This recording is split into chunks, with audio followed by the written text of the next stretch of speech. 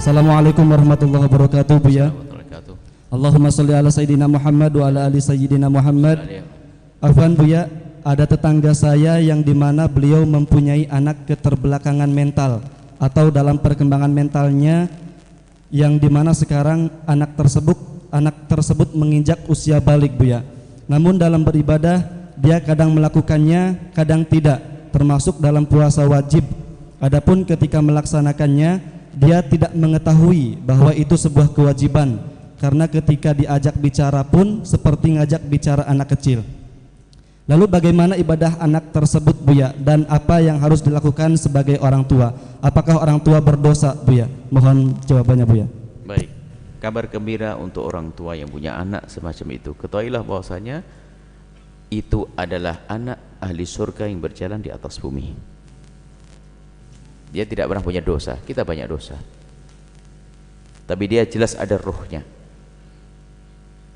Dia tidak ada dosa, dia ahli surga, cuman dia masih di atas bumi. Maka muliakan dia. Orang tua yang diberi oleh Allah anak semacam ini, kesempatan Anda punya ahli surga. Cuman kadang di mata manusia kurang enak.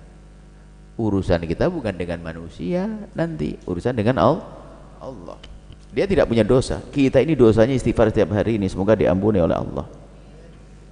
Baik, kemudian dia adalah juga kunci kesuksesan bagi siapapun yang peduli kepadanya, karena Allah bersama orang lemah. Allah bersama orang lemah. Kalau orang biasa normal kita bantu dapat pahala, apalagi orang yang seperti ini. Dia di dalamnya ada sakit, di dalamnya ada lemah. Ana indal munkasirati qulubuhum. Aku bersama orang-orang yang seperti itu. Ana indah, sampai dikatakan Nabi, innallaha sayansurukum bidu'afaikum. Allah itu akan memberikan pertolongan kepada kalian dengan orang-orang lemah. Lemah macam-macam. Ini kan lemah, nggak bisa ngapain. Maka lihat, kalau ingin sukses, pedulilah dengan orang yang semacam ini. Jangan malah naudzubillah didolimi, apalagi mungkin naudzubillah mungkin saudaranya, bapaknya meninggal dunia, ini malah dipolah-polah karena tidak ngerti, dikerjain, diambil duitnya. Wow, sengsara, dolim pada orang yang semacam ini, hati-hati. Maka ini kabar gembira kepada Anda sebagai orang tua yang punya anak semacam ini. Anda punya ahli surga. Kita ini semuanya mesti berjuang semoga anak kita menjadi ahli surga. Tapi dia sudah ahli surga, nggak ada dosa sama sekali orang ini. Ada urusan ibadah semampunya, karena dia selagi akalnya tidak bisa faham khitab, nggak bisa faham halal haram, nggak ada dosa bagi dia. Lalu bagaimana kita? Kita hanya sekedar mengajari saja, melatih saja. Urusan ibadah kepada Allah kita latih. Kalau dia mau, nggak bisa dipaksa.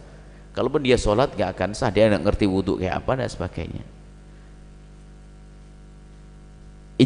Himbauan saja, kita himbau semampunya. Tapi yang wajib pasti adalah menghindarkan dia dari sesuatu yang pekerjaan yang haram. Misalnya melakukan zina, itu harus membuka aurat, harus kita, nggak boleh kita biarkan sampai jangan sampai mentang-mentang kamu kan gila, kamu kan akalmu keterbelakang, kamu zina nggak apa-apa. Oh, nggak boleh, yang lihat dosa. Seperti halnya anak kecil adalah belum punya dosa, apapun yang dikerjakan tidak dosa. Lalu apakah setelah itu orang tua ngomong, nak, mumpung kamu masih kecil, kamu nyuri, kamu nggak ada dosa? Nggak ada itu. Mana kok indahnya, nggak ada. Tetap, maka kita membiarkan dia dosa. Maka Anda baru dosa di saat Anda melihat dia melakukan sesuatu yang haram, lalu Anda biarkan. Mengambil haknya orang, Anda biarkan. Ini, kalau Anda bisa menjaga mereka, istimewa semacam itu. Adapun sholat semampunya, karena sholat adalah syarat rukunnya. Kalau memang dia adalah tidak bisa sadar diperintah, maka dia sebetulnya tidak wajib. Hanya kita sebagai orang tua kan punya beban, masa dibiarin tidak sholat. Barangkali pas saya ajari sholat sekarang ini akalnya datang, sempurna akalnya, ya sudah khusnudon aja ajari sholat. Karena dia ngerti, kadang-kadang dia nggak ngerti head, waktu head sholatnya pun ya asal berdiri sambil toleh. Wah, dia tidak punya dosa. Tapi kadang memang di mata manusia, orang yang punya anak seperti itu seperti terpuruk, padahal tidak.